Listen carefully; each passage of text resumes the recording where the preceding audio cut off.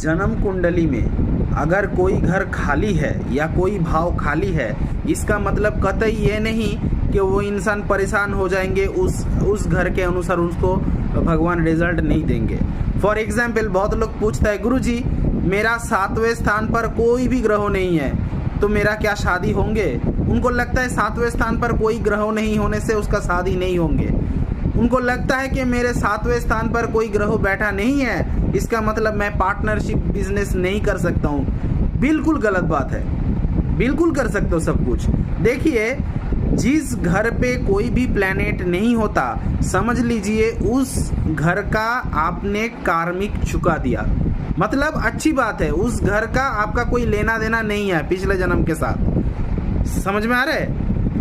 लेकिन देखना पड़ेंगे, सबसे पहले देखना पड़ेंगे जो घर आपका खाली है, ठीक है, उस घर में कौन सा ग्रहों की दृष्टि है। अगर जिस ग्रहों की दृष्टि उस घर में है, उस ग्रहों जिस भाव का लॉर्ड है, उस भाव के अनुसार आपका कार्मिक कुछ संबंध है पिछले जन्म का।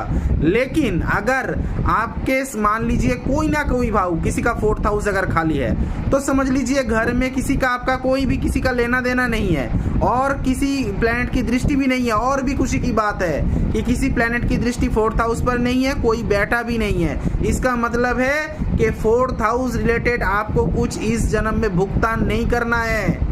ये अच्छी बात है। सिर्फ ये देखना पड़ेंगे कि 4th हाउस का लॉर्ड कहाँ पर बैठा है, जो कि एक आम इंसान के बस में नहीं होता, जिसके लिए चाहिए एक ज्योतिष, आपको अगर मुझे पसंद है तो कांटेक्ट करके आ सकते हैं, लेकिन पेबल।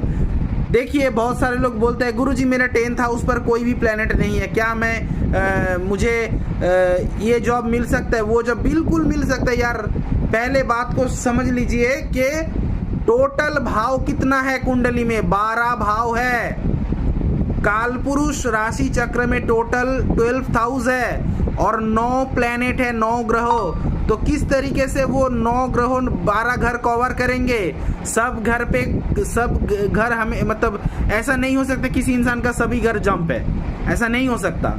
तो इसीलिए जब खाली है अच्छी बात है, और भी अच्छी बात है अगर किसी का दृष्टि भी नहीं है तो समझ लेना उस घर का कोई भी आपने गलत काम या कोई भी मतलब किया कर्म नहीं चुकाना है। जिस घर में बैठा है प्लैनेट, उस घर के लेके सोचो।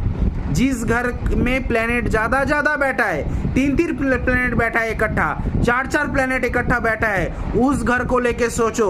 उस घर को लेकर आपने पिछला कार्मिक मतलब पिछला कर्जा है चुकाना पड़ेंगे। आपने गलत किया, चुकाना पड़ेंगे, समझा?